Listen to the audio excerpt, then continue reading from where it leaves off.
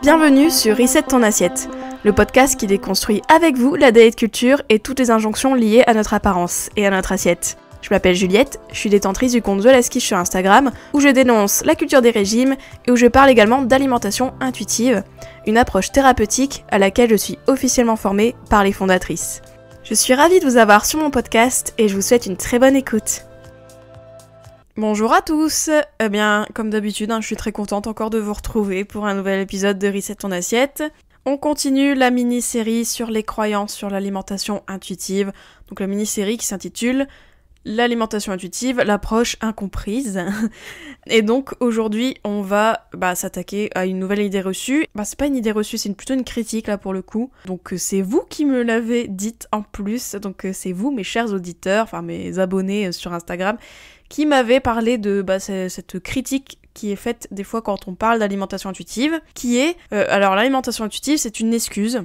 C'est une excuse pour manger gras et sucré, c'est une excuse pour être gros. Du coup, je voudrais répondre à ça, en fait, droit de réponse, par rapport à cette critique, qui est quand même assez harsh, qui est violente un peu, je trouve, quand même, dans le phrasé, on va dire.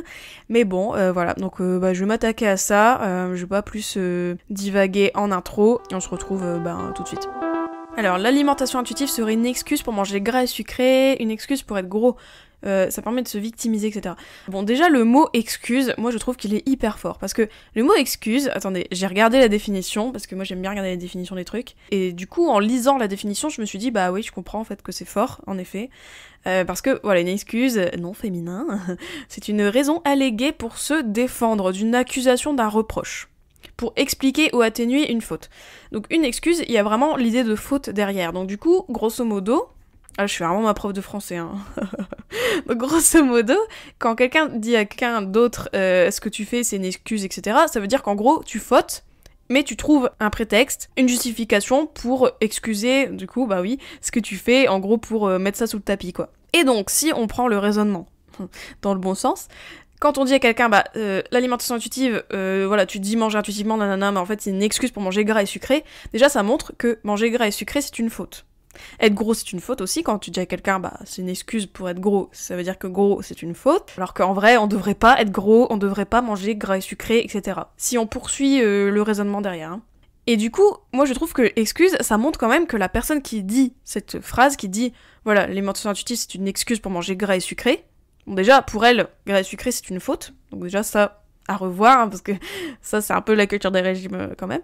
Mais surtout, je trouve que dire à quelqu'un c'est une excuse, ça veut dire qu'en fait, limite, la personne qui formule ça, elle aurait envie de manger gras et sucré, elle aura envie peut-être d'être plus gros, ou peut-être, elle lutte beaucoup pour ne pas être gros, pour ne pas être plus gros. Et donc du coup, la personne qui dit c'est une excuse, l'alimentation intuitive, c'est que au final, cette personne-là, elle est en lutte contre quelque chose, où il y a quelque chose que, elle aimerait peut-être faire, mais elle veut pas se trouver des prétextes entre guillemets pour le faire. Moi j'ai l'impression, je sais pas si vous avez le même sentiment, mais quand quelqu'un dit « Ah, ça c'est une excuse », c'est comme le sport par exemple. Dans cette formulation, dans cette critique, c'est que pour la personne qui formule ça, ça montre quand même que la personne, elle est soit mangeur restreint, ou il y a de la restriction dans l'air, parce que si en plus elle assimile gras et sucré ou être gros à une faute, c'est qu'elle est grossophobe, et que en plus elle considère que manger gras et sucré c'est genre la faute ultime, et que l'alimentation intuitive ça sert de prétexte, ça camoufle en fait les gens, les gros flemmards là qui ont pas envie de se mettre dans les règles de la diet culture. Donc ça montre quand même,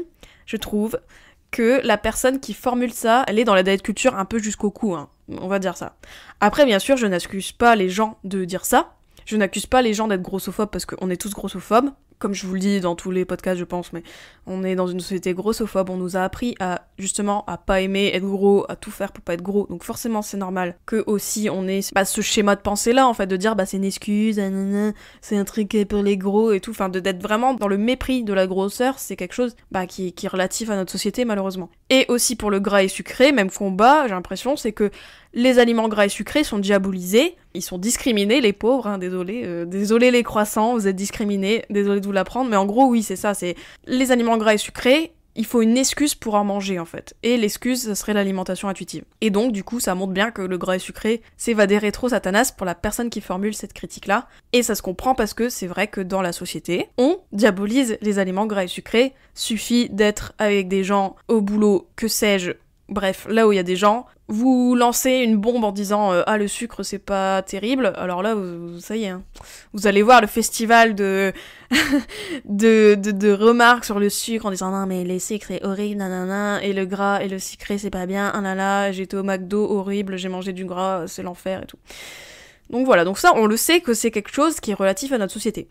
Et donc du coup je trouve que dans cette formulation-là, de dire c'est une excuse, ça montre que la personne, elle est soit mangeur restreint, ou soit elle est dans la diet culture, ça c'est clair.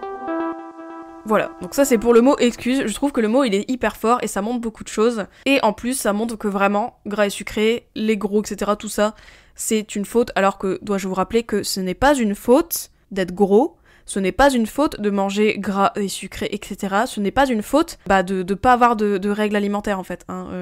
C'est pas une faute de ne pas faire attention, ce n'est pas une faute de ne pas être au régime. N'en déplaise à certaines personnes qui pensent que on devrait tous être au régime au final, parce que c'est un peu ça quand t'écoutes certaines personnes. Faudrait toujours faire attention, faudrait toujours manger ceci, manger healthy, etc. Les gars, réveillez-vous 2 minutes, on n'a pas besoin d'être au régime toute notre vie pour juste prendre soin de nous. Mais bon, ça c'est un autre débat. La vie sans régime est possible. Et donc du coup, c'est d'ailleurs la réponse que je veux faire à cette critique du coup, de dire c'est une excuse pour manger gras et sucré. Non en fait, parce que déjà on n'a pas besoin d'excuses pour manger gras et sucré, déjà d'une. De deux, on mange pas que gras et sucré déjà en alimentation intuitive, on mange de tout en fait, et on catégorise pas les aliments. Donc du coup on diabolise rien, et on est en paix avec ce qu'on mange. Pour moi, l'alimentation intuitive, c'est pas une excuse pour manger gras et sucré. L'alimentation intuitive, c'est vraiment un moyen pour se réconcilier avec l'alimentation. En fait, pour quelqu'un qui mange intuitivement, quelqu'un qui est à la fin du process d'alimentation intuitive, enfin à la fin, il y a pas vraiment de fin, mais you know what I mean, t'es pas au début. C'est pas une excuse pour manger gras et sucré, parce qu'en fait, quelqu'un qui va manger intuitivement va manger varié, de tout, sans labellisation, sans catégorisation, etc. Et puis de deux, comme on diabolise pas, en fait ça n'a aucun sens pour nous de dire une excuse pour manger gras et sucré. Non, en fait, nous on n'est plus dans ce schéma-là, on est carrément dans un autre paradigme. Je trouve que cette critique n'a aucun sens pour quelqu'un qui mange intuitivement. Ensuite, une excuse pour être gros, déjà il n'y a pas besoin d'excuses pour être gros, et ça j'ai déjà dit, il n'y a pas de faute derrière, donc il n'y a pas besoin d'excuses. Et ensuite, être gros, je le répète encore, mais être gros, c'est comme être grand, c'est comme être mince, c'est comme être brune, j'en sais rien. C'est juste une caractéristique physique, et ça dit pas la valeur de la personne, ça ne dit rien sur la personne. Ce n'est pas une raison pour laquelle on peut être mis à l'écart, même si, bien évidemment, dans la société actuelle, les gens gros sont mis à l'écart. Mais en soi, ça ne devrait pas être comme ça, donc il n'y a pas d'excuse pour les gros. En fait, non, quand on est gros, on est gros, tout simplement. Il n'y a rien de mal à ça. Et ça, faut vraiment arrêter de dire ça, de dire en gros, ouais, les gros nanana, ils se cachent derrière l'alimentation intuitive, ils se cachent en disant je fais pas de régime, etc. Oui, en fait, c'est tout, tu peux être gros et pas au régime. Faut arrêter le délire tout de suite de se dire... Dès que t'es gros, tu dois être au régime, etc. Non, en fait. Et en plus de ça, les personnes grosses, c'est peut-être elles qui ont fait le plus de régime, donc voilà. Donc ça, c'est ma réponse par rapport à ça, une excuse pour les gros.